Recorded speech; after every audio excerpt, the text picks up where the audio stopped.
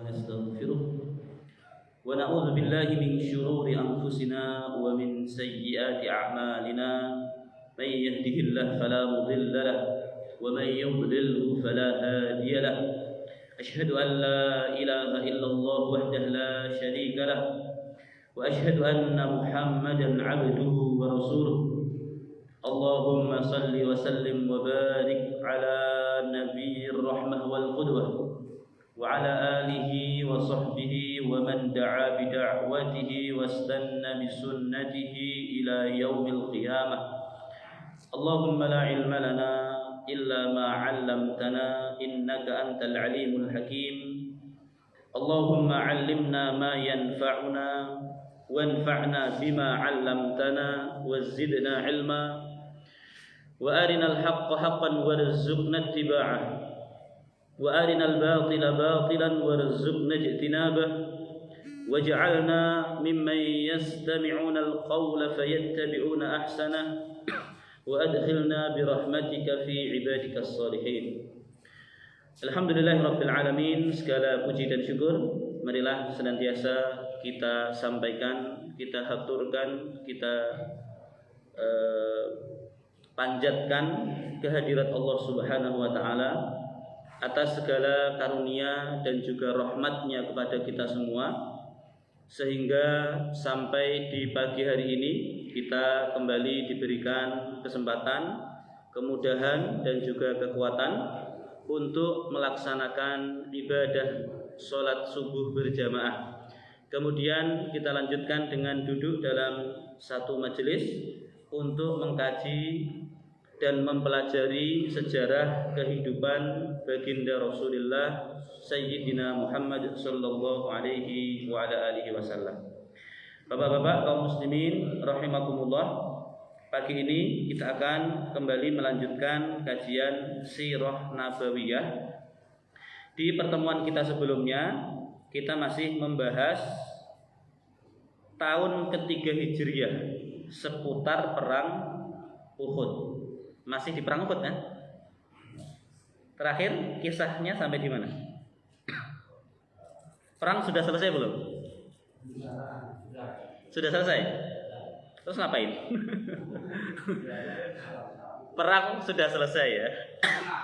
Pulang, baik. Tapi sebelum pulang tentu harus mencari para korban perang ataupun mencari orang-orang yang meninggal dunia ketika perang Uhud. Maka pada kesempatan pagi ini kita akan melanjutkan tafaqqudu asyuhada wa hamzatu bainahum. Pencarian para syuhada. Syuhada itu artinya apa? Nah, orang-orang yang mati syahid. Karena dalam perang Uhud ini kita tahu hasil akhirnya adalah kaum muslimin apa? Kalah. Ya, secara zahir kaum muslimin kalah, orang-orang kafir Quraisy mereka memenangkan peperangan. Maka Abu Sufyan yang merupakan pimpinan kaum Quraisy menganggap hasil mereka adalah satu sama. Maksudnya satu sama itu apa? Satu sama itu dari mana melihatnya? Nah, dengan perang Badar.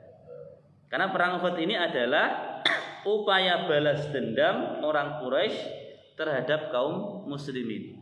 Ketika perang Badar kaum muslimin menang, ini 1-0.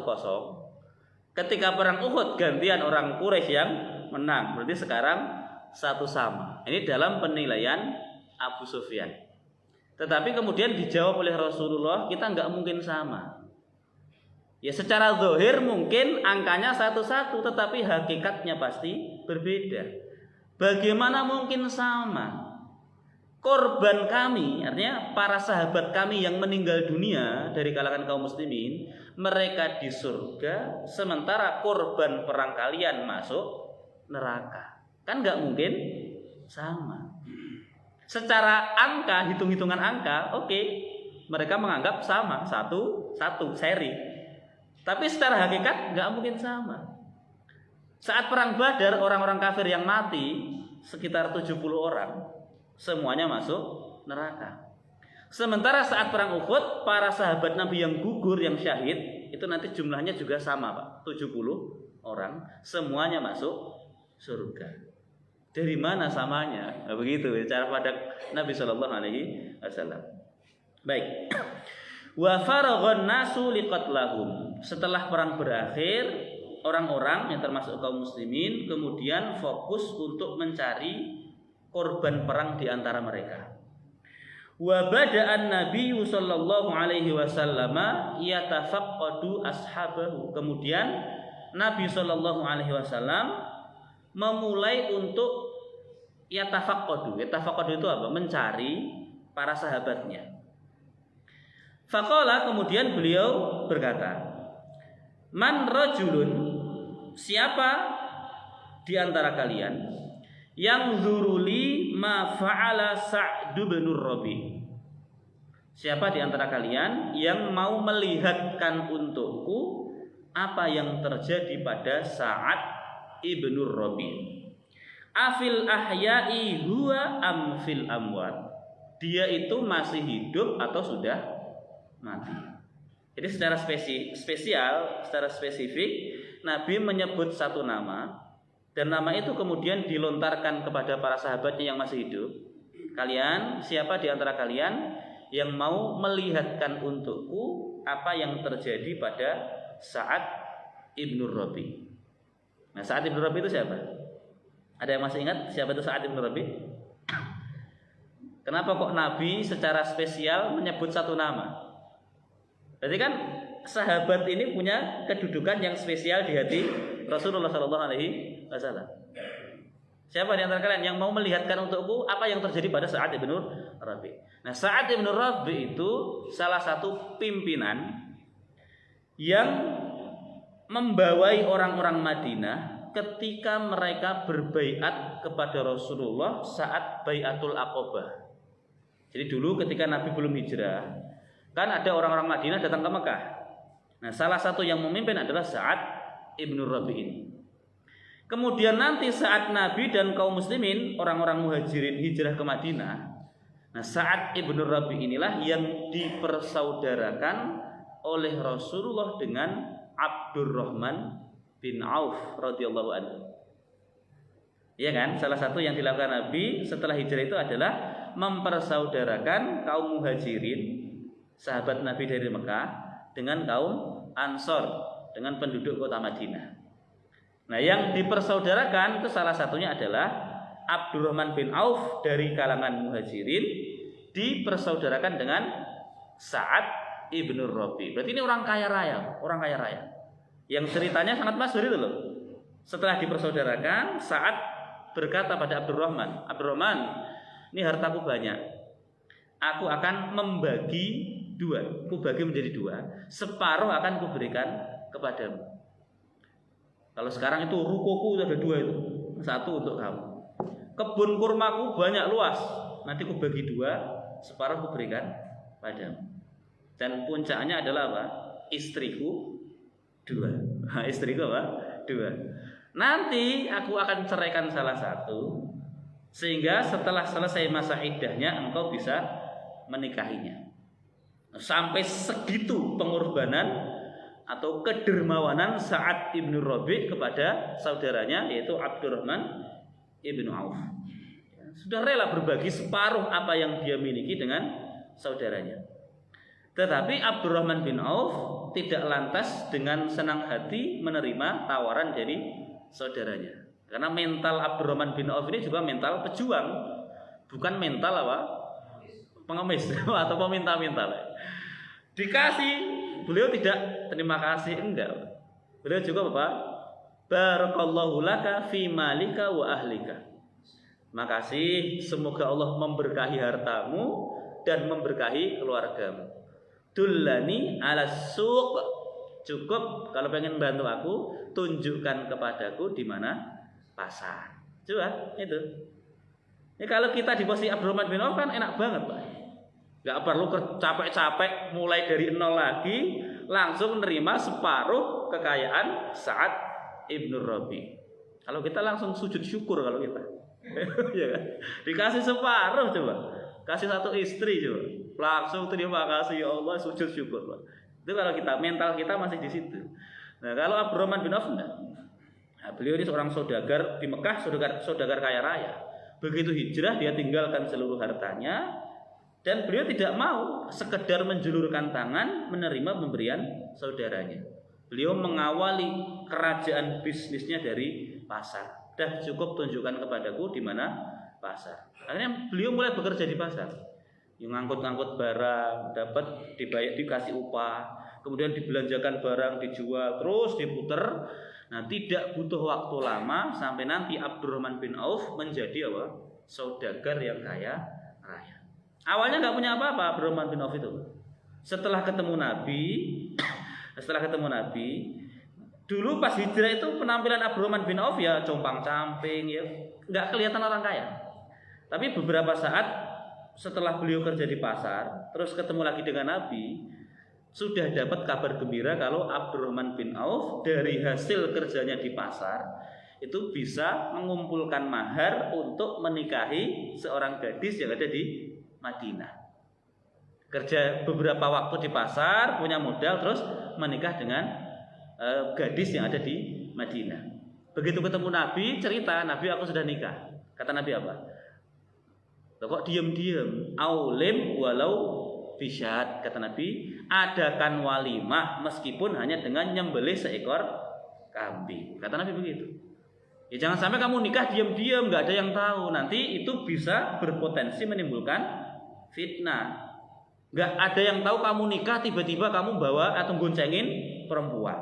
Tiba-tiba masukin perempuan ke dalam rumah. Dan mesti akan geger kan? Itu siapa?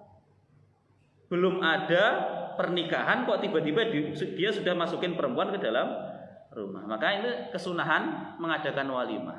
Kata Nabi, aulim, adakan walimah walau bisyat, meskipun hanya motong seekor kambing. Kamu potong kambing, undang tetangga kanan kirimu, ajak makan-makan, terus sampaikan, kabarkan pada mereka kalau aku sudah menikah. Ini istriku misalnya. Sehingga nanti kalau aku boncengin dia, aku pegang tangannya, aku gandeng dia, aku masukin dia ke dalam rumah, tidak ada yang suudzon, tidak ada yang berprasangka buruk. Nah, ini Abdurrahman bin Auf. Nah, kembali pada Sa'ad ibn Rabi ini. Ini Sa'ad ibn Rabi ini karena perjuangannya, pengorbanannya besar. Maka ketika perang Uhud, Nabi melihat kok Sa'ad bin Rabi gak kelihatan. Maka beliau bertanya, siapa yang bersedia untuk melihatkan untukku apa yang terjadi pada Sa'ad ibn Rabi. Nah, akhirnya apa? Faqala rajulun minal ansor. Salah satu sahabat yang masih hidup, saya ya Rasul, saya yang akan apa? Mencarikan Sa'ad ibn Rabi. Fanadzara, kemudian sahabat ini pergi mencari kira-kira di mana ini Sa'ad ibn Rabi. Fawajadahu jarihan fil qatla. Akhirnya ketemu, Pak. Sahabat Ansor yang mencari ini mendapati Sa'ad ibn Rabi sedang terkapar, terbaring di antara para korban perang yang lain. Tapi statusnya masih hidup, hanya terluka parah. Jadi terkapar, udah gak bisa ngapa-ngapain, tapi masih bernafas, masih bisa ngomong. Kanan kirinya banyak mayat yang bergelimpangan. Faqala lahu, kemudian sahabat yang mencari ini tanya, ngomong, Inna Rasulullah sallallahu alaihi wasallam amaroni an anzuru afil ahya'i anta afil amwat. Saat Rasulullah sallallahu alaihi wasallam memerintahkan aku untuk melihat, untuk mencari tahu keadaanmu, apakah kamu masih hidup atau sudah mati. Jadi terus terang sahabat itu ngomong begitu. Saat aku diperintah Nabi untuk melihat keadaanmu, kamu itu masih hidup atau sudah mati. Faqala, kemudian Sa'ad menjawab begini, ana fil amwat. Katakan saja aku sudah apa? Mati. Ana fil amwat, aku bagian dari orang yang meninggal dunia. Ini ucapan Sa'ad bin Rabi. Katakan saja aku sudah apa? Mati. Padahal beliau masih hidup atau sudah mati? Sudah mati. Sudah hidup? Sudah hidup. Masih hidup atau sudah mati? Masih hidup. Tapi beliau mengatakan ana fil amwat, aku mati. Ini bukan berarti kemudian Sa'ad itu berbohong, enggak. Tapi Sa'ad bin Rabi itu merasakan keadaannya. Karena beliau orang soleh, orang mukmin, Beliau ini punya firasat bahwa sebentar lagi akan apa? Meninggal dunia. Firasatul mukmin itu kan benar kan? Firasat seorang mukmin itu banyak benernya. Jadi aku ini mati kata Sa'ad bin Rabi. Ya, nanti sampaikan pada Nabi aku apa? Aku mati. Bukan berarti saat kemudian berbohong, enggak. Ya, orang masih hidup kok mengatakan sudah mati, bukan begitu ya. Fa'ablik Rasulullah sallallahu alaihi wasallam salami. Nanti tolong sampaikan salamku kepada Rasulullah. Kata saat begitu. Sampaikan salamku kepada Rasulullah. Wa qul lahu, dan katakan pada Rasul, inna Sa'd bin Rabi' yaqulu laka. Sesungguhnya Sa'ad bin Rabi' berkata kepadamu ya Rasul, jazakallahu anna khaira ma juziya nabiyan an ummatihi. Atau jazakallahu anna khaira ma jaza nabiyan an ummatihi. Sampaikan salamku untuk Rasulullah dan katakan pada beliau, ya Rasul, sesungguhnya Sa'ad mengatakan kepadamu terima kasih banyak. Semoga Allah membalas engkau dengan kebaikan yang lebih baik dari balasan yang bisa diberikan oleh suatu umat kepada nabinya. Jadi ini kalimat terakhir yang diucapkan oleh Sa'ad, yang dipikirkan oleh Sa'ad itu adalah apa? Ucapan terima kasihnya pada Rasulullah. Jadi nanti sampaikan pada Nabi, terima kasih banyak ya Rasul, semoga Allah membalas engkau dengan kebaikan yang lebih baik dari kebaikan yang bisa diberikan oleh umat kepada nabinya. Setelah itu apa? Wa abligh qaumaka annis salam. Dan nanti sampaikan pada teman-temanmu salam dariku. Sampaikan salamku untuk sahabat-sahabat kita yang masih hidup. Wa qul lahum, dan katakan pada mereka, inna Sa'd bin Rabi' yaqulu lakum. Sesungguhnya Sa'ad bin Rabi' berkata kepada kalian, innahu la'udhra lakum indallah in khalasu ila nabiyyukum wa fikum ainun tatarruf. Sesungguhnya tidak ada udzur bagi kalian di hadapan Allah kalau sampai musuh bisa sampai pada nabi kalian sementara kalian ada di sekitarnya. Maksudnya apa ini? Tidak ada udzur, tidak ada alasan bagi kalian kalau sampai bisa melukai, kalau sampai musuh bisa melukai nabi kalian sementara kalian tidak terluka. Jangan sampai gini, nabi kok terluka sementara kalian baik-baik saja. Itu tidak ada udzur bagi kalian. Jangan sampai nabi meninggal dunia sementara kalian masih hidup. Jangan sampai itu terjadi. Kalau bisa, bukan kalau bisa, sebisa mungkin korbankan nyawamu untuk siapa? Rasulullah Shallallahu Alaihi Wasallam. Coba. Setelah itu beliau menghembuskan nafas terakhirnya. Beliau meninggal dunia. Ini seorang Sa'ad bin Rabi'. Bahkan sampai di nafas terakhirnya, di detik-detik terakhir kehidupannya, yang beliau pikirkan adalah siapa? Rasulullah Shallallahu Alaihi Wasallam. Kita belum tentu bisa seperti itu, Pak. Padahal Sa'ad bin Rabi' itu orang kaya raya, istrinya 2, Pak. Mau mati yang dipikirin siapa? Rasulullah Shallallahu Alaihi Wasallam. Kalau kita buru-buru ingat Nabi, pas mau mati khawatir nanti istriku diambil siapa, hartaku bagaimana, itu kita. Dan Nabi Sa'ad bin Rabi' enggak.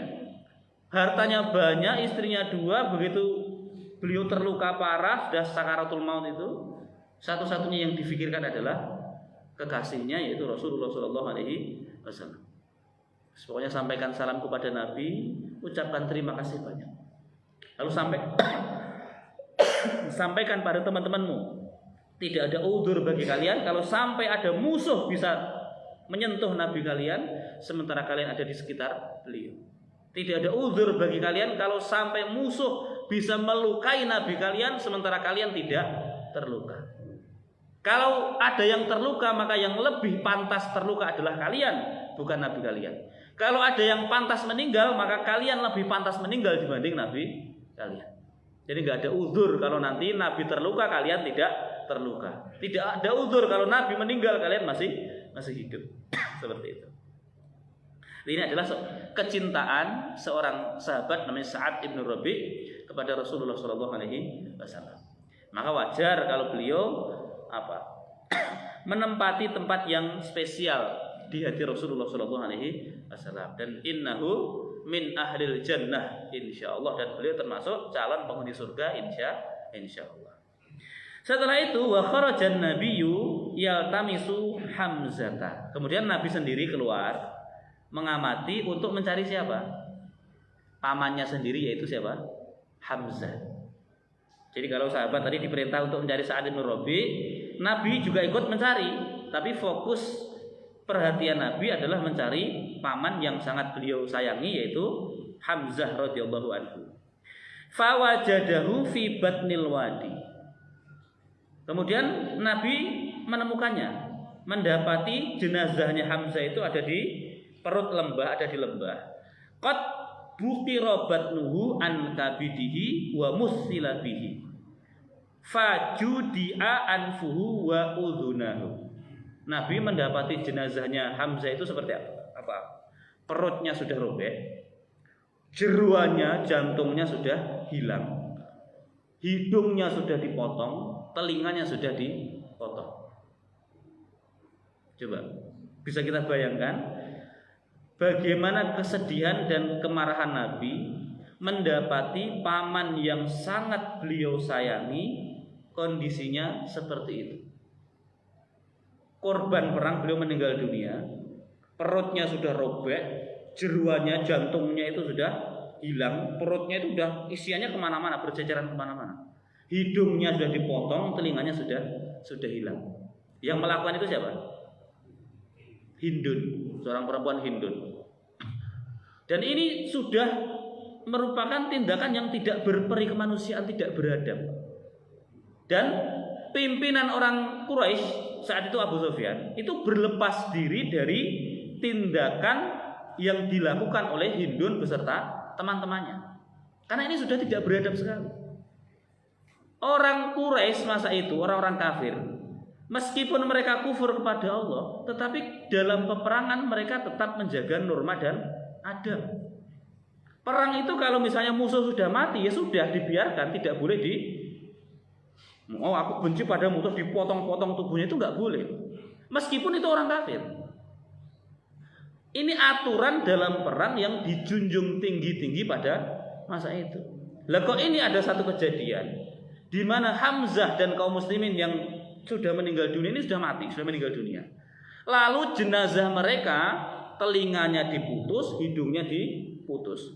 Lalu telinga dan hidung ini dijadikan kalung oleh Hindun dan teman-temannya. Setelah itu dijadikan makanan binatang buas. Yang lebih parah, yang paling parah adalah apa yang mereka lakukan pada jenazahnya Hamzah radhiyallahu anhu ini. Yang membunuh Hamzah itu adalah Wahsy. Wahsy ini seorang budak. Budak Wahsy ini sebenarnya tidak ada masalah apa-apa dengan Hamzah. Tidak ada kepentingan untuk memerangi kaum muslimin. Hanya saja Wahsy ini dijanjikan oleh majikannya, kalau dia bisa membunuh Hamzah, maka dia akan dimerdekakan. Jadi satu-satunya kepentingan Wahsy itu ya pengen membebaskan dirinya sendiri dari perbudakan, maka dia membunuh Hamzah. Tidak ada dendam sebenarnya, nggak ada masalah apa-apa, hanya karena pengen membebaskan dirinya sendiri. Nah, setelah Hamzah meninggal dunia ini, satu tindakan yang tidak beradab, tidak manusiawi dilakukan oleh Hindun dan wanita-wanita yang lain. Jadi dari sini kita tahu bahwa wanita itu kalau sudah di luar kendali, itu tindakannya bisa aneh-aneh. Maka bapak yang punya istri hati-hati ya, jaga perasaan istri baik. Nih kalau istri sampai marah, itu terkadang bisa melakukan tindakan yang di luar kendali. Ada berita dulu seorang istri memotong kemaluan suaminya sendiri.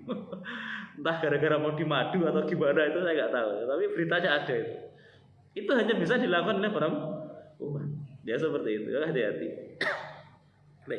Nah, Nabi mendapati pamannya keadaannya itu sudah nggak karu-karuan. Jenazahnya itu sudah sulit untuk diurusi. Maka faqala, kemudian Nabi mengatakan begini. Begitu melihat jenazahnya Hamzah, Nabi berkata, laula an tahzana Sofiyah wa takuna sunnatan min ba'di la taraktuhu hatta yakuna fi butunis siba' wa hawasilit thair. Kata Nabi, kalau bukan karena memikirkan kesedihan Sofiyah. Sofiyah itu siapa? Sofiyah itu adiknya Hamzah. Berarti siapanya Nabi? Sofia itu adiknya Hamzah. Berarti siapanya Nabi? Bule, bibinya Nabi. Karena Hamzah itu kan paman. Yang adiknya Hamzah ya bibinya Nabi. Jadi kata Nabi, kalau bukan karena memikirkan kesedihan Sofia dan khawatir kalau nanti menjadi sunnah setelah kepergianku, niscaya aku meninggalkan atau membiarkan jenazahnya Hamzah menjadi makanan binatang dan burung-burung itu lebih mudah daripada harus apa? Mengurusi jenazahnya. Ini ucapan Nabi ini bukan berarti kemudian nanti beliau pengen membiarkan jenazahnya jadi makanan apa? Burung-burung gagak atau binatang buas, bukan.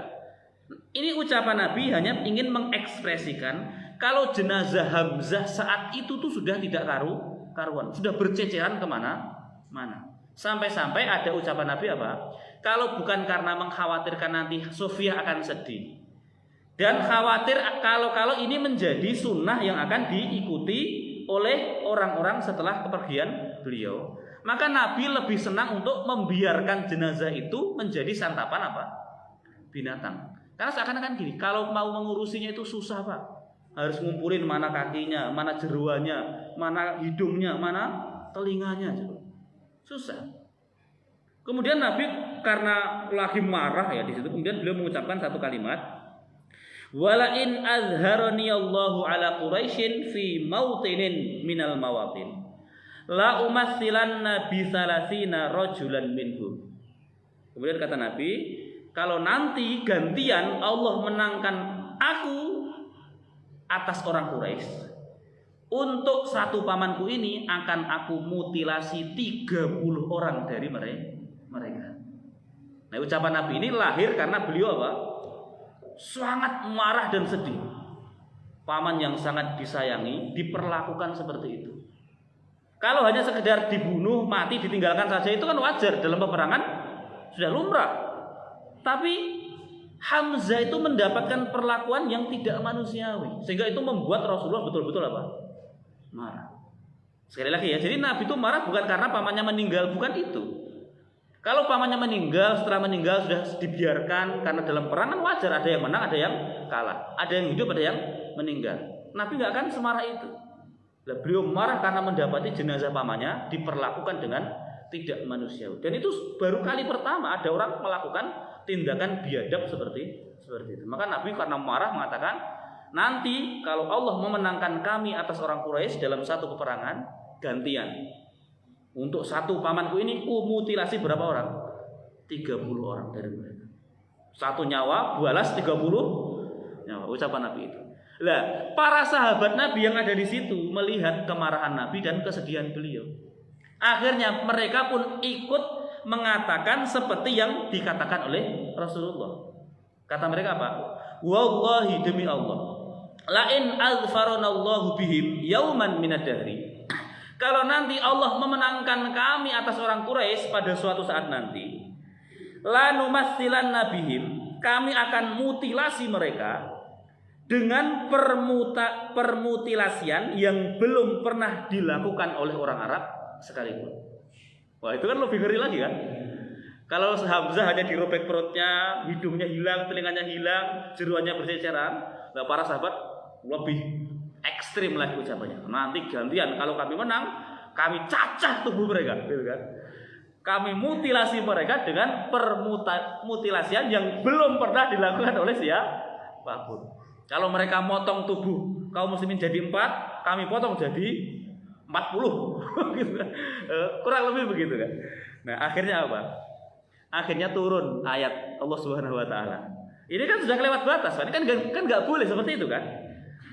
Kalau mau kisah seharusnya satu nyawa balas satu nyawa. Nggak boleh satu nyawa balas 30, itu kan nggak boleh. Nah, Allah Subhanahu Wa Taala melihat Nabi dan kaum muslimin ini sedang apa? Sedang dikuasai, dikendalikan oleh emosinya. Maka Allah menghendaki Nabi dan para sahabat itu tetap berada pada koridor yang benar, sehingga Allah menurunkan firman-Nya apa?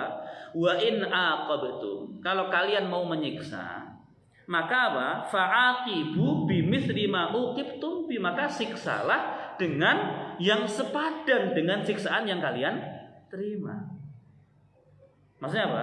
Kalau kamu pengen kisos, maka kisoslah dengan yang sepadan. Jadi tidak boleh satu nyawa dibunuh terus kalian gantian membunuh berapa? 10 nyawa atau 30 nyawa, itu tidak boleh. Wa in aqabtum, kalau kalian pengen menyiksa, pengen membalas, fa'aqibu, maka balaslah, tetapi apa? Bimisli, dengan yang semisal. Semisal itu apa? Sepadan.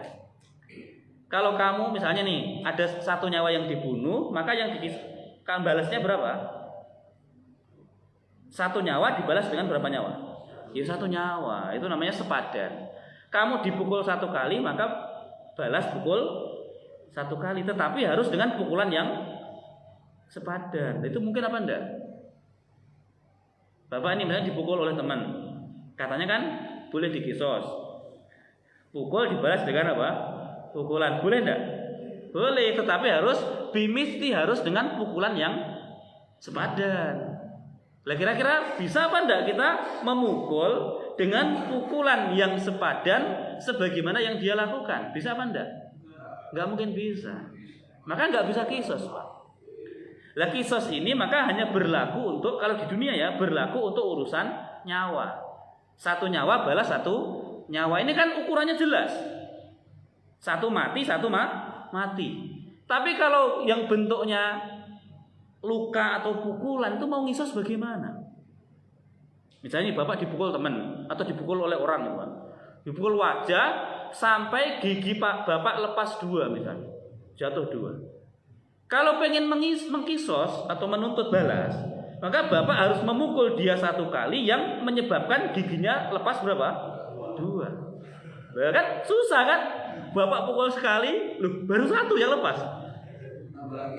Kalau nambah 1 lagi berarti nggak sepadan. Bapak dipukul 1 kali, kok bapak kemudian pukul 2 kali? Iya kan? Nggak kan bisa, Pak. Atau bapak dipukul sekali, gigi lepas 2. Bapak kisos, mukul 1 kali, dia lepas 3. Kelewatan kan? Dia punya hutang, mukul 1 kali lagi supaya lepas 1. Lepasnya 2. Bapak gantian mukul lagi terus. Habis. Nah seperti itu ya. Jadi Nabi itu tetap dijaga oleh Allah, para sahabat tetap dijaga oleh Allah supaya tidak kelewat batas, tidak keluar dari apa? Koridor yang semestinya. Oke, kisos ya kisos, balas ya balas, tapi harus apa? Bimithli ma'uqibtum bih, dengan yang sepadan, yang semisal dengan siksaan yang kalian terima. Tetapi setelah itu apa? Wala in sabartu. Tetapi kalau kalian sabar, lahuwa khairun atau khairul lis-sabirin, maka sabar itu lebih baik bagi orang-orang yang sabar. Jadi Allah ngasih 2 opsi. Mau balas silahkan, tapi harus yang sepadan. Atau pilihan yang kedua apa? Sabar. Awalnya kaum muslimin dan Rasulullah dikasih pilihan, boleh membalas tapi catatannya harus sepadan. Atau yang kedua, milih untuk bersabar, dan sabar itu lebih baik. Setelah itu Allah menunjukkan apa yang harus dipilih oleh Rasulullah dan kaum muslimin. Itu apa? Ayat berikutnya, wasbir wa ma sabruka illa billah. Bersabarlah, karena kesabaranmu itu semata-mata karena Allah Subhanahu wa ta'ala.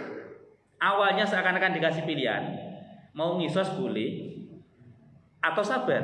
Tapi setelah itu diarahkan pokoknya bersabarlah. Kesabaranmu ini tidak lain dan tidak bukan hanya karena Allah Subhanahu wa ta'ala. Akhirnya Nabi memilih untuk apa? Bersabar. Para sahabat Nabi juga kemudian memilih untuk bersabar. Nah, di situ ya.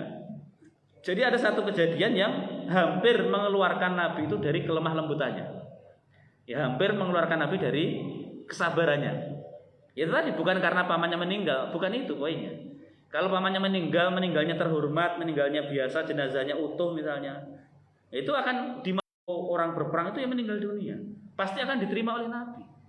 Nah, yang membuat Nabi marah adalah ketika jenazah pamannya ini manusia. Tetapi sekali lagi Allah tetap menjaga nabinya, menjaga para sahabatnya supaya tidak keluar dari koridor yang semestinya. Gara-gara Nabi marah sampai mengucapkan tadi, nanti kalau kami menang, kumutilasi 30 orang. Nah, terus diingatkan oleh Allah, enggak gitu.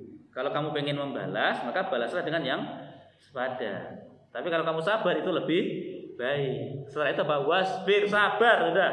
Wa ma sabruka illa billah. Dan nanti Nabi tetap sabar. Coba. Dalam kondisi seperti itu, misalnya gini, saya kasih contoh betapa sabarnya Nabi. Perang Uhud itu kan kaum muslimin kalah, itu kalau dicari misalnya nih, Nabi mau mengkambing hitamkan sahabatnya, itu kira-kira yang lebih pantas untuk disalahkan siapa? Pasukan pemanah kan? Karena memang kelihatan sekali pasukan pemanah ini tidak taat pada perintah Nabi. Jadi kalau Nabi pengen ngamuk, pengen ngelabrak, itu yang di ngamuk mesti pasukan pemanah. Tapi Nabi tidak seperti itu. Ya. Justru Allah memerintahkan Nabi apa? Fa'fu anhum wastaghfir lahum wasyawirhum fil amr. Dan Muhammad maafkan mereka, istighfarkan mereka, mohonkan ampun mereka kepada Allah dan tetap libatkan mereka dalam musyawarah. Coba. Itu betapa lapangnya hati Rasulullah kepada orang-orang yang menjadi sebab kekalahan kaum muslimin dalam perang Uhud dan menjadi sebab wafatnya pamannya Nabi yaitu Hamzah. Nabi bisa memaafkan mereka. Dan nanti puncaknya Nabi memaafkan siapa? Hindun sama Wahsy, Pak. Ya, Wahsy sama Hindun nanti dimaafkan oleh Nabi. Kenapa? Keduanya sudah masuk agama Islam. Itu beratnya jadi Nabi, Pak. Kalau mereka masih kafir kan enak, tinggal nanti perang ketemu bunuh kan selesai kan. Akhirnya ya kayak bisa lah, satu balas satu kan gitu kan. Takdir Allah nggak ada yang tahu. Ternyata Allah membuka hati Wahsy sama Hindun, keduanya masuk agama Islam. Sudah nggak berlaku lagi. Orang itu kalau sudah masuk agama Islam, dosanya dihapus semua kan. Nabi mau balas gimana coba? Akhirnya Nabi memaafkan mereka. Hanya Nabi berpesan pada keduanya apa? Jangan menampakkan diri di hadapan Rasul. Udah, aku maafkan, tapi jangan nongol di hadapanku. Jangan menampakkan batang hidupmu apa? Di hadapanku. Nah, pergi jauh-jauh. Kenapa? Karena kalau Nabi melihat orang ini lagi akan teringat kepada pamannya. Ada kenangan-kenangan yang nggak bisa dilupakan. Jadi itu tidak masalah, dimaafkan, tetapi Nabi punya syarat, udah, aku maafkan, tapi sana pergi jauh-jauh, jangan muncul di hadapan. Nah, seperti itu yang dilakukan oleh Nabi. Baik. Nah, setelah itu wa akbarat Sofiyah bintu Abdul Muttalib litangdur ila Hamzah. Nah, setelah itu apa? Jenazahnya ini diurusi dalam artian ya sudah dikumpulkan, datang Sofiyah. Sofiyah itu siapa tadi? Bibinya. Berarti siapanya Hamzah? Adiknya Hamzah. Datang mendekat ingin melihat kakaknya yang sudah meninggal dunia. Faqala sallallahu alaihi wasallam li ibniha Az-Zubair ibnul Awwam. Kemudian Nabi pesan ngomong sama anaknya Sofiyah. Anaknya Sofiyah itu adalah Zubair ibnul Awwam. Berarti Zubair ini siapanya Nabi? Sepupunya Nabi, ya. Ngomong sama Zubair, ini, ilqiha. Zubair, temui ibumu. Fa'arji'ha, dan mintalah dia untuk pulang. La taroma bi akhiyah, supaya dia tidak melihat apa yang terjadi pada kakaknya, pada saudaranya. Ini pesan Nabi gini, ketika Sofiyah datang pengen melihat, belum melihat dia, baru datang, mau datang. Nabi melihat, oh dia ini Sofiyah mau datang, bibinya mau datang. Lalu Nabi ngomong sama anaknya Sofiyah yaitu Zubair bin Awam. Zubair, sana temui ibumu, cegah dia dan minta dia untuk pulang saja, supaya tidak melihat siapa? Pamannya. Kira-kira kenapa Nabi melakukan hal itu? Kenapa? Kok Nabi menghalangi seorang adik dari melihat jenazah kakaknya sendiri? Betul. Jadi Nabi itu nggak tega karena Nabi memikirkan nanti perasaan siapa? Sofiyah. Nabi memikirkan nanti reaksi Sofiyah bagaimana kalau melihat jenazah kakaknya seperti itu. Pasti akan nangis, akan sedih. Dan Nabi nggak ingin melihat seperti itu. Makanya karena sayangnya Nabi pada Sofiyah, pada bibinya ini, beliau pesan pada anaknya Sofiyah, pada sepupunya ini, Zubair, sana temui ibumu, minta dia untuk pulang saja. Nggak usah apa?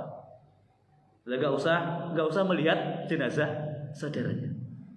Ini satu hal yang menunjukkan bahwa Nabi itu adalah pribadi yang sangat penyayang, memperhatikan perasaan orang lain, terutama para perempuan. Nah, jadi kalau kita pengen mengikuti sunnah Nabi itu harus apa? Peka terhadap perasaan perempuan. Nabi itu orang yang pintar menjaga hati orang lain. Ya, Nabi nggak mau membuat orang lain itu merasa sedih, terutama para perempuan. Nah, ada satu cerita ini selingan. Nabi itu pernah bertamu ke tempat sahabatnya lah. Oleh tuan rumah disuguhi roti kering. Lah masa itu roti itu kan makanan utama, makanan pokok. Roti itu biasanya ditemani oleh lauk. Lauknya itu biasanya apa kalau roti biasanya? Hah? Ini kalau sekarang nih Bapak makan roti. Teman roti yang enak itu apa? Selai apa lagi? Keju, daging, Pak. Sekarang roti dimakan sama apa? Daging. Lah masa itu juga sama. Ya, roti itu dimakan sama daging enak, Pak. Atau kuah kari misalnya, atau kuah yang begitu, itu enak. Lah, tuan rumah itu hanya menghidangkan roti kering saja. Terus Nabi tanya, ini nggak ada temannya nih gitu, nggak ada temannya gitu. Terus kata sahabat itu apa? Ya Rasul, aku hanya punya khal. Khal itu apa? Cuka. Aku nggak punya selai, nggak punya apa-apa lah. Aku hanya punya apa? Cuka. Tahu cuka ya? Nah, kira-kira kalau Bapak ada di posisi Nabi, itu respon Bapak gimana? Roti doang nih gitu kan, nggak ada lauknya nih. Terus tuan rumah ngomong, ya Rasul, aku nggak punya apa-apa, nggak punya selai, nggak punya keju, nggak punya daging gitu kan. Aku hanya punya apa? Cuka. Kira-kira Bapak akan merespon bagaimana? Mosok roti lauknya sama apa? Cuka. Itu kalau kita mesti begitu, Pak. Nah, kalau Nabi enggak, Pak. Nabi itu pintar sekali menjaga perasaan sahabatnya. Terus Nabi mengatakan, "Ni'mal idamu al-khal." Lauk yang paling enak itu adalah apa? Cuka. Itu apakah berarti Nabi benar-benar setiap hari makan roti sama cuka? Ya enggak, Pak. Itu beliau ucapkan karena pengen menjaga apa? Perasaan tuan rumah. Masa kalau tuan rumah sudah menghidangkan sesuatu terus dikritisi, makanannya enggak enak. Itu kira-kira tuan rumah gimana perasaannya? Masih sakit hati, mesti sedih. Nah, maka Nabi untuk menjaga perasaan tuan rumahnya apa? Ketika sahabat mengatakan, aku hanya punya cuka ya Rasul, Nabi mengatakan, ni'mal idamu al-khal. Seenak-enak lauk untuk roti itu adalah apa? Cuka kan. Padahal itu nggak mesti seperti itu. Hakikatnya nggak mesti seperti itu. Tapi ucapan Nabi ini hanya untuk menjaga perasaan tuan rumah. Bapak misalnya bertamu ke rumah teman misalnya, disuguhi makanan. Lah masa Bapak mau komentar, makanan kok kayak gini? Itu tidak beradab, Pak. Disuguhi kopi misalnya, lu kopi kok rasanya nggak enak kayak gini? Itu nggak beradab, Pak. Bapak mau minum apa? Nah, Bapak harusnya kalau Bapak mau minum apa? Nah, Bapak boleh menyebut, tapi sekiranya minuman yang memang dimiliki oleh tuan rumah. Jangan minta yang aneh-aneh. Pak minum apa, Pak? Jus melon. Udah tahu tuan rumah nggak punya apa? Melon nggak punya jus. Itu merepotkan tuan rumah. Yang mudah-mudah saja lah. Lumrahnya kalau di kita kan manis. Yang teh manis atau kopi itu kan masih standar kan. Pak minum apa? Kopi boleh. Nah, kalau ada itu enggak masalah. Jangan minta yang aneh-aneh, Pak. Saya minta teh menanti katanya. Harus pesan dulu gitu kan. Atau kopi Thailand misalnya, itu kan aneh-aneh, Pak. Lah begitu misalnya aku nggak ada kopi, Pak, adanya cuma teh. Nah, gitu Bapak, sebaik-baik minuman adalah apa? Teh, kalau gitu.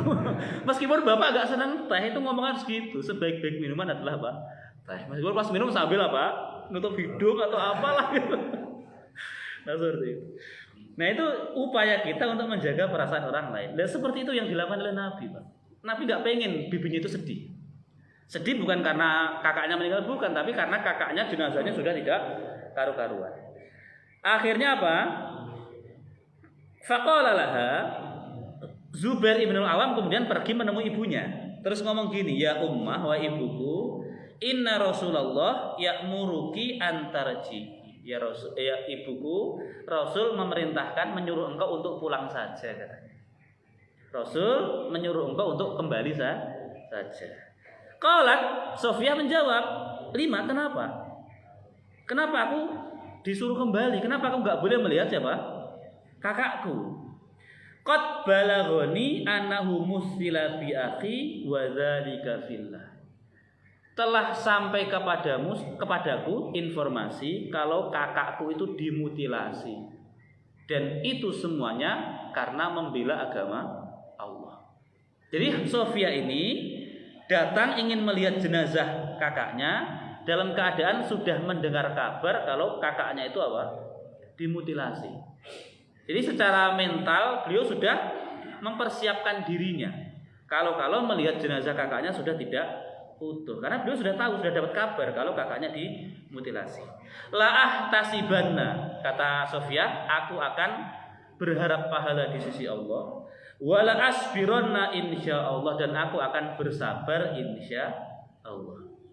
Artinya udah nggak apa-apa, aku sudah dengar kabar kalau pamanku, kakakku itu dimutilasi. Aku akan berharap pahala di sisi Allah dan aku akan bersabar insyaallah. Akhirnya faqala Nabi kemudian mengatakan khalli sabilah, kalau begitu biarkan. Ya, kalau beliau sudah siap, artinya apapun keadaan Hamzah bisa beliau terima, maka biarkan, jangan halangi jalannya. Dah, biarkan dia melihat kakaknya. Fa'atathu, kemudian Sofia mendatangi jenazah kakaknya yaitu Hamzah. Fanadharat ilaihi, dia pun melihat pada jenazah itu. Wa shallat alaihi, dan Sofia menyolatkannya. Ya, Sofia menyolatkan siapa? Jenazahnya Hamzah. Meskipun nanti Rasulullah itu menyolatkan jenazah kaum muslimin yang meninggal atau tidak? Tidak. Jadi bagi orang yang mati syahid, gini, kalau kita meninggal dunia, kan proses pengurusan jenazah itu ada 4. Memandikan, mengkafani, menyolatkan, menguburkan. Tapi bagi orang yang mati syahid, itu tidak semua harus dikerjakan. Orang yang mati syahid di medan perang, ya, apakah perlu dimandikan? Enggak perlu dimandikan. Apakah perlu dikafani? Dikafani, Pak. Nah, kalau dikafani tetap dikafani. Dikafani, enggak langsung dikuburkan, enggak, tetap dikafani. Ya. Kalau pakaian yang dia pakai cukup untuk jadi kain kafan, ya pakaian itu jadi kain kafan. Tapi kalau nggak cukup, ya harus dengan kain yang bisa menutup seluruh tubuhnya. Nah, dalilnya mana? Nanti ada seorang sahabat yang meninggal dunia namanya Mus'ab bin Umair. Mus'ab bin Umair ini siapa? Al-Muallim. Beliau adalah guru pertama yang ada di kota Madinah. Mus'ab bin Umair. Dulu pas masa mudanya sebelum masuk Islam itu adalah dikenal sebagai orang yang paling harum, paling wangi. Jadi kalau dia jalan itu jarak radius 1 kilo misalnya, itu parfumnya sudah tercium. Karena orang kaya, parfumnya mesti mahal. Sekali semprot itu baunya nggak hilang. Kalau kita kan semprot berkali-kali, jalan 5 menit sudah hilang. Parfum murahan begitu ya. Jadi enggak. Tapi setelah masuk agama Islam, dia tinggalkan segala fasilitas kemewahan itu. Pas perang Uhud beliau ikut serta dan meninggal dunia. Beliau tidak punya kain yang cukup untuk membungkus jenazahnya. Kalau kepalanya ditutup, kakinya kelihatan. Kalau kakinya ditutup, kepalanya kelihatan. Sahabat lapor pada Nabi, gimana ya Rasul, ini Mus'ab, ini kain kafannya nggak cukup. Kata Nabi udah tutup kepalanya, kakinya tutup dengan rumput katanya. Nah, ini menjadi dalil kalau orang yang mati syahid pun tetap harus dia kafani. Jadi yang dilompati itu cuma memandikan, tetapi tetap dikafani. Disolatkan atau tidak? Nah, kaum muslimin dan Rasulullah, kaum muslimin yang masih hidup dan Rasulullah tidak menyolatkan para syuhada dalam perang Uhud. Berarti nggak disolatkan. Tetapi Sofia di sini menyolatkan siapa? Hamzah. Nah, jadi di sini kalau Sofia menyolatkan, sementara Rasulullah dan para sahabat Nabi yang lain tidak menyolatkan. Maka kalau dalam dalam kitab fikih, orang yang mati syahid itu tidak perlu disolatkan, cukup dikafani dan langsung dikuburkan. Jadi seakan-akan kenapa nggak perlu disolatkan? Solat itu kan ibarat doa, mendoakan mereka. Jadi orang mati syahid itu insya Allah dosanya sudah diampuni oleh Allah. Nggak perlu lagi Allahumma gfir lahu warhamhu, nggak usah. Tanpa doa kita pun mereka sudah diampuni oleh Allah. Jadi langsung dikafani dan dikuburkan. Insya Allah masuk surga. Wastarja'at, kemudian Sofia itu istirja, mengucapkan inna lillahi wa inna ilaihi rajiun, wastaghfarat, dan beliau beristighfar, memohonkan ampun kepada Allah Subhanahu wa taala. Ini yang terjadi pada Sofia, ya. Beliau seorang perempuan tapi jiwanya kuat. tidak seperti kebanyakan perempuan yang lain ya. Kalau perempuan melihat jenazah saudaranya kan histeris kan biasanya kan. Apalagi kalau jenazah itu diperlakukan secara tidak manusiawi. Tapi karena dari awal Sofia ini sudah menyiapkan mentalnya, bahkan sempat dihalangi oleh Nabi supaya tidak melihat saja. Tapi karena keteguhan imannya, dia tetap bisa bersabar insya Allah. Maka kemudian diizinkan oleh Nabi untuk melihat. Dan dibuktikan, begitu melihat jenazah kakaknya, Sofia ya sedih, beristighfar, innalillahi wa inna ilaihi raji'un, dan menyolatkan tadi, mendoakan dan mengharap pahala di sisi Allah Subhanahu wa taala. Tapi tidak sampai apa? Menjerit-jerit. Baik. Sudah sampai sini dulu ya. Nanti setelah ini ini belum selesai ya prosesnya. Setelah ini nanti Nabi memerintahkan untuk mengubur jenazah kaum muslimin. Dan nanti uniknya adalah jumlah yang mati syahid itu berapa? 70 orang. 70 orang kan? Lah kira-kira kalau dikubur itu berarti harus menggali berapa kuburan? 70 kuburan kan? Kalau mengikuti keadaan normal 70 orang ya dikubur di 70 lubang kan gitu. Nah sementara kaum muslimin itu sedang terluka parah, sudah capek bekerja. Kalau harus menggali 70 kuburan tentu apa? Kecapean. Nah di situ nanti muncul kebijaksanaan Nabi. Satu kuburan boleh untuk menguburkan satu lubang maksudnya, boleh untuk menguburkan 2 atau 3 jenazah sekaligus. Ya, jadi kalau misalnya satu lubang untuk 3 jenazah, kaum muslimin hanya perlu mengubur 20 sekian lubang atau perlu menggali 20 sekian lubang. Itu menghemat tenaga sekali. Itu nanti karena kebijaksanaan Rasulullah SAW. Satu kain kafan kalau lebar itu boleh untuk membungkus 2 atau 3 jenazah. Itu dalam kondisi-kondisi tertentu, Pak. Tapi kalau dalam kondisi normal di mana area pemakaman masih luas, yang meninggal juga nggak banyak, ya normalnya idealnya ya satu lubang untuk satu jenazah, satu kain kafan untuk satu jenazah. Gitu. Baik, insyaallah nanti disambung di pertemuan yang akan datang. Sampai di sini. Sebelum kita akhiri, barangkali ada pertanyaan? Silakan. Nah, masalah ini di sini kan orang Islam kalah ya. Iya. Katanya ini riwayatnya. Saya cuma mau tanya Pak Ustaz, apakah ada riwayat pada perang Uhud itu Allah membantu pasukan malaikat? Karena biasanya kan Allah membantu dengan pasukan malaikat. Jadi yang saya tanyakan itu kenapa pada saat perang Uhud ini seakan-akan Allah ingin membiarkan orang Islam kalah. Baik. Apakah fenomena itu kan kita proyeksikan pada saat kondisi saat ini, jangan banyak orang Islam kalah. Baik. Itu yang pertama, Ustaz. Yang kedua itu fenomena tadi masalah kita itu harus bersabar ketika kita dapat musibah. Terus ketika kita proyeksikan lagi pada saat ini, ketika kita menghadapi sebuah kekurangan kita kalah, apakah kita juga akan harus sabar? Dan yang ketiga, yang terakhir, masalah tadi Rasulullah memaafkan Hindu dan Nabi, tapi beliau tidak mau melihatnya. Nah, kalau kita proyeksikan lagi ke masa saat ini, kadang kita juga gede gitu, sama orang Islam, tapi kelakuannya kayak gitu. Ya udah saya bisa maafkan, tapi saya nggak mau ketemu kamu. Apakah itu juga kena pasal kita memutus tali silaturahmi? Demikian Ustaz, 3 pertanyaan itu. Terima kasih sebelumnya. Baik.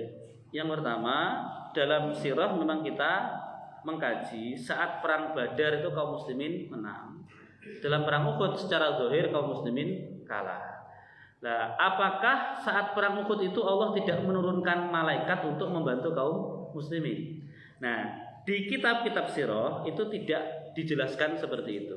Dan juga tidak ada ayat yang menjelaskan kalau Allah menurunkan malaikat untuk membantu kaum muslimin ketika perang Uhud. Yang ada itu adalah ketika perang Badar. Nah, ketika perang Badar memang ada ayatnya, Allah turunkan 3.000 sampai 5.000 malaikat untuk menguatkan, meneguhkan kaum muslimin. Tetapi turunnya malaikat ini dipahami oleh sebagian ulama bukan untuk ikut serta berperang. Tetapi ngapain? Hanya untuk menambah mental, menguatkan mental kaum muslimin dan melemahkan mental siapa?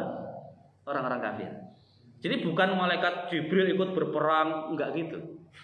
Kalau seandainya malaikat itu ikut berperang, Berarti seakan-akan nggak ada nilainya perjuangan kaum muslimin. Dan orang-orang kafir itu bisa menyombongkan diri, Pak. Kalau misalnya malaikat ikut berperang, itu orang kafir meskipun kalah tetap bisa apa? Menyombongkan diri. Gimana menyombongkan dirinya? Wajar kami kalah, kami perang melawan siapa? Malaikat. Dan mereka masih merasa hebat. Kami melawan malaikat saja itu yang mati dari kami cuma 70. Mayoritas masih apa? Hidup. Itu kalau malaikat benar-benar ikut berperang. Kalau malaikat benar-benar ikut berperang itu Allah nggak perlu nurunin 5.000. Satu malaikat saja habis mereka, Pak. Jadi Allah turunkan malaikat itu hanya untuk apa? Ayyadakum binasri. Allah hanya pengen meneguhkan mereka dengan pertolongan Allah. Jadi Allah pengen menunjukkan pada kaum muslimin Allah itu nggak akan meninggalkan mereka. Tentara Allah itu siap untuk membantu mereka. Nah, sekaligus untuk melemahkan mental kaum kufar. Itu ya. Jadi di perang Badar Allah bantu kaum muslimin dengan diturunkan malaikat, sementara di perang Uhud tidak. Lalu kenapa? Rahasianya, hikmahnya apa? Kenapa kaum muslimin itu ditakdirkan kalah oleh Allah dalam perang Uhud? Nah, di antara hikmahnya adalah gini, Pak. Ketika perang Badar itu kaum muslimin kan menang. Nah, ketika menang itu muncul rasa bangga yang hampir-hampir mendekati kesombongan. Ya, seakan-akan gini, Pak. Kita 300 saja bisa mengalahkan apa? Yang 1.000. Jadi seakan-akan ini mereka, dalam hati mereka ini kita menjadi pasukan yang tidak terkalahkan. Nah, Allah tidak ingin kaum muslimin ini memiliki perasaan yang berlebihan. Mereka tetap diingatkan bahwa menang kalah itu hakikatnya datang dari Allah Subhanahu wa taala. Maka untuk ini menghentikan perasaan bangga yang nanti bisa menjurus pada kesombongan, Allah tunjukkan nih, tanpa pertolongan Allah kamu apa? Kalah. Sehingga nanti mereka menjadi calling down lagi. Ya, orang itu kalau mau sombong diuji dengan kekalahan kan mulai apa? Nunduk lagi kan gitu. Nah, itu cara Allah untuk menjaga kaum muslimin supaya tidak sombong, supaya mereka ingat kamu menang dalam perang Badar itu mutlak murni karena pertolongan dari Allah Subhanahu wa taala, bukan karena kehebatan. Nah, di situ. Yang pertama. Yang kedua, apa tadi? Hah? Itu bukan yang ketiga. Yang ketiga yang kita melihat tadi ya. memaafkan tapi tidak mau ketemu lagi sama orang muslim yang dekat itu boleh kan? Baik. Rasulullah tadi kan bersabar. Ya, Nabi karena memang Nabi diperintahkan untuk bersabar dan memaafkan mereka. Fa'fu anhum wastaghfir lahum wasyawirhum. Ya, maafkan mereka, istighfarkan mereka dan libatkan mereka dalam musyawarah. Ini kepada pasukan pemanah. Nah, kepada Hindun dan Habsyi yang sudah membunuh paman beliau dan memperlakukan jenazahnya dengan tindakan yang tidak manusiawi, itu pun Nabi memaafkan. Hanya Nabi meminta kepada keduanya supaya tidak menampakkan wajah mereka di hadapan Nabi. Alasannya satu, untuk mencegah madarat yang besar. Nabi sudah memaafkan. Tapi kalau nanti kamu orangnya sering muncul, sering hadir, sering kelihatan kan, Nabi jadi sedih lagi. Dan nanti bisa jadi itu jadi celah setan untuk apa? Membangkitkan kembali apa? Kemarahan. Kalau Nabi kan jelas sudah dijaga dari setan kan. Nah, kalau dalam konteks hari ini itu bisa kita lakukan. Ya, apakah itu berarti memutus silaturahim? Ya tidak bisa dikatakan seperti itu. Kalau tujuan kita adalah untuk mencegah madarat yang sangat besar. Contoh gini, Pak. Ada orang begitu bersalah pada Bapak. Bapak butuh waktu yang sangat lama untuk memaafkannya kan? Misalnya gitu ya. Karena ini keterlaluan atau sikapnya betul-betul kurang ajar. Kita berat sekali memaafkan sampai akhirnya satu titik kita bisa memaafkannya. Hati kita lapang, udahlah aku maafkan. Lalu kita punya satu syarat. Tapi tolong jangan lagi menghubungi aku, jangan lagi muncul di hadapan. Tentu niat kita bukan berarti pengen memutus silaturahim, bukan. Tetapi kita ini pengen menutup jalannya setan dari upaya setan ini membangkitkan kembali dendam kita. Coba kalau kita sudah memaafkan terus dia pergi nggak pernah nongol lagi, kan kita lupa. Tapi kalau kita sudah memaafkan terus dia muncul di hadapan kita, terkadang melakukan perbuatan yang nyebelin juga gitu kan, dendam itu bisa kembali muncul. Jadi niatnya itu bukan memutus silaturahim, tetapi namanya saddul dzari'ah. Kita menutup celah jalan yang bisa membangkitkan kembali dendam yang pernah ada di dalam hati kita. Itu barangkali seperti itu yang dilakukan oleh Rasulullah. Dia aku maafkan, tapi sono jauh-jauh lah. Jangan terlalu sering muncul di hadapanku. Karena ketika misalnya kita melihat orang yang dulu pernah menyakiti kita, kita pernah dendam pada dia, melakukan tindakan-tindakan konyol yang mungkin menurut kita itu nggak baik, itu terkadang emosi itu bisa bangkit lagi. Lah kita nggak pengen seperti itu, maka mensyaratkan aku maafkan, tapi apa? Sono pergi jauh. Itu Pak ya. Itu yang kedua. Yang ketiga apa tadi? Itu yang ketiga. Oh, yang kedua? Yang kedua itu kita itu sabar ketika misalnya disakitin. Kan tadi Rasul Iya, sabar. Mau berjam, lebih baik kamu sabar. Sekarang orang Islam misalnya disakiti sedemikian rupa, ya akhirnya udah sabar aja. Baik. Jadi kita harus mendudukkan sesuatu itu pada porsinya, pada tempatnya, Pak.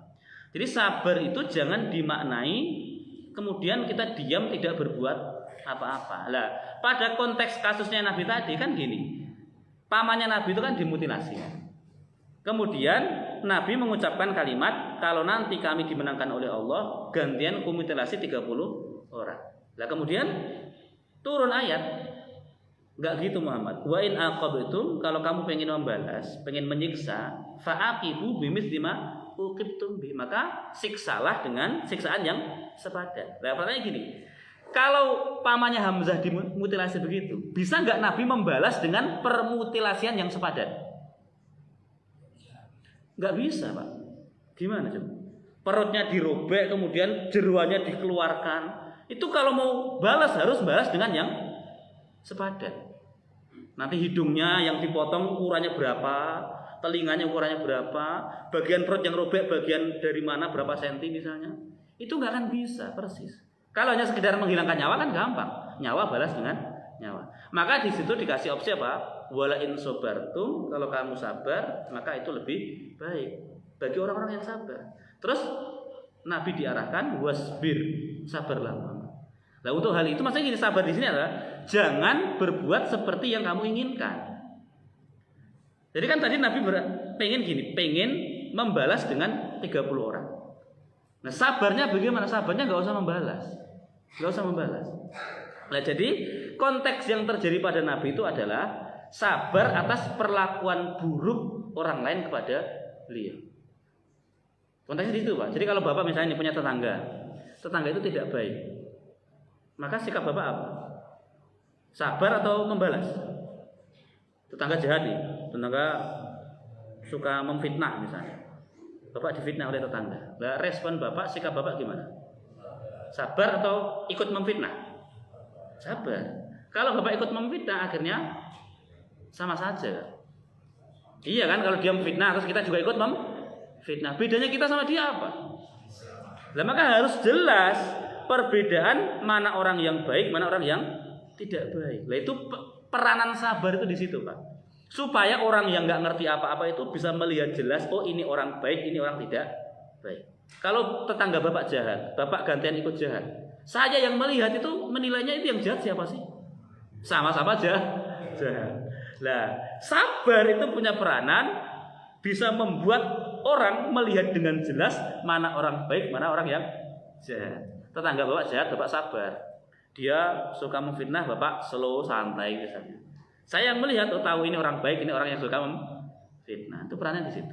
Jadi sabar itu terutama ketika kita dihadapkan pada satu ujian yang berat misalnya, atau satu musibah yang menimpa kita.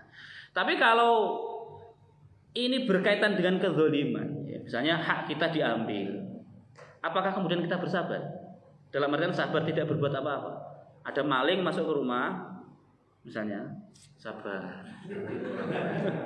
Bapak jalan sama istri, terus istri Bapak digoda orang, sweet, terus Bapak sabar. Apa gitu? Itu bukan sabar, Pak, itu pengecut namanya. Nah, jadi bedakan ya, terus sabar. Nah, istri dicowel-cowel orang, Bapak cuma sabar itu bagaimana? Sabar itu apa? Bisa menempatkan diri pada tempat yang semestinya. Ketika Bapak harus mukul, terus kemudian Bapak mukul, itu sabar. Ya enggak? Ini Bapak punya anak. Anak Bapak ketahuan ngambil duit Bapak tanpa izin misalnya. Terus Bapak jewer telinganya misalnya. Apakah berarti Bapak tidak sabar? Bapak sabar. Kalau nggak sabar udah dipenggal kepalanya itu. Bapak coba jewer telinganya. Itu pun niatnya untuk apa? Mendidik ini haram, nah ini nggak boleh. Itu berarti nggak sabar. Ya, jadi jangan diartikan sabar itu kemudian kita diem, nggak ngapa-ngapain, itu bukan sabar. Ya. Sekali lagi, kita tidak mendiamkan kezaliman, kita tidak mendiamkan apa? Kemaksiatan dengan dalih kita sabar. Itu bukan sabar. Sabar itu bisa menempatkan diri pada tempat yang semestinya. Ketika kita harus marah, kita marah, itu berarti sabar juga, masih sabar. Ketika kita memukul di saat harus memukul, maka itu juga sabar. Gitu Pak, kurang lebih. Ada lagi? Ya, monggo. Assalamualaikum. Seperti pertanyaan dengan Pak Haji berkaitan dengan tarik kondisi saat ini. Jadi sahabat-sahabat Nabi tadi punya loyalitas yang luar biasa terhadap bagaimana kita sekarang ini kita punya loyal kita terhadap pimpinan kita. Apa syaratnya sampai di mana? Itu begitu. Yang kedua adalah berkaitan dengan balas-balas tadi. Jadi ada kita lihat kadang mungkin anak kita ketika disentil orang konyol orang diem aja, kadang ketika kita melihat itu kadang untuk meningkatkan kepercayaan diri kadang kita ngomong salah balas. Kedua, ada pompa di masjid anak-anak tadi yang dia dibully teman-temannya kadang kita balas kenapa? Nah itu sebabnya untuk meningkatkan agar kenapa? Ya anak ini tidak dibully, anak ini kadang punya keberanian untuk percaya diri yang luar biasa. Itu aja Pak Ustaz. Assalamualaikum warahmatullahi wabarakatuh. Yang pertama, kalau kita lihat dalam sejarah tadi, para sahabat Nabi itu loyalitasnya tanpa batas pada Rasulullah SAW. Kenapa mereka bisa loyalitas tanpa batas? Karena Nabi itu pasti benar, iya kan? Jadi sahabat itu disuruh apapun oleh Nabi itu mesti nurut, Pak. Kenapa? Karena Nabi mesti apa? Benar. Sementara selain Nabi itu bisa benar bisa salah. Termasuk pimpinan kita itu bisa benar bisa salah. Maka kita nggak bisa loyalitas 100% pada pemimpin itu nggak boleh untuk hari ini, Pak. Kalau sahabat Nabi, kalau misalnya Nabi masih hidup, kita bisa loyal 100%. Kenapa? Nabi pasti benar. Sementara kalau orang hari ini itu bisa benar bisa salah. Maka berlaku kaidah untuk loyalitas pada pemimpin ini adalah la ta'ata li makhluqin fi ma'siyatil khaliq. Tidak ada loyalitas atau ketaatan kepada manusia termasuk pemimpin kalau itu dalam urusan kemaksiatan kepada Allah Subhanahu wa taala. Kalau pemimpin atau pimpinan kita memerintahkan pada yang ma'ruf, yang baik, maka wajib taat. Tapi ketika pimpinan itu memerintahkan kita untuk maksiat, untuk melakukan pelanggaran, maka tidak boleh taat. Itu makna la ta'ata li makhluqin fi maksiatil khaliq. Jadi enggak boleh saya loyalitas 100% pada bos, enggak boleh, Pak. Kenapa? Bos itu manusia biasa, bisa benar bisa salah. Masa Bapak disuruh korupsi terus nurut iya saja? Itu enggak boleh ya. Disuruh memalsukan laporan keuangan misalnya, maksud iya saja kan enggak boleh. Jadi harus bisa melihat kita taat ketika mereka baik, mereka memerintahkan pada yang ma'ruf, tapi kita tidak boleh taat ketika mereka memerintahkan untuk berbuat maksiat. Situ. Jadi kita beda masa. Kalau pada Nabi jelas kita harus loyal 100% karena Nabi mesti apa? Benar. Tapi hari ini nggak ada manusia yang mesti benar, itu nggak ada. Pun dengan misalnya dengan guru kita itu juga nggak boleh loyal 100 apa? %. Bapak saya manut pada ustadz 100%, nggak boleh. Saya juga bisa salah. Ya, kalau baik ya diambil, kalau jelek ya jangan diambil. Yang kedua tadi masalah kita kepada anak. Nah, niatnya baik ya, niatnya baik, ingin membangkitkan, menumbuhkan mental pemberani bagi anak. Tetapi terkadang caranya tidak tepat. Misalnya anak kita di sekolah dia dibully oleh temannya. Nah, kan dia dirundung atau mungkin dicubit oleh temannya. Sampai di rumah dia lapor ke kita. Terus kita karena pengen marah. Yang kedua karena pengen anak kita itu nggak tertindas. Akhirnya apa? Jangan takut, lawan balik kan gitu kan. Nah ini niat baik, tetapi caranya tidak tepat. Karena nanti kalau itu dilakukan, itu terus bedanya anak bapak dengan teman-temannya apa?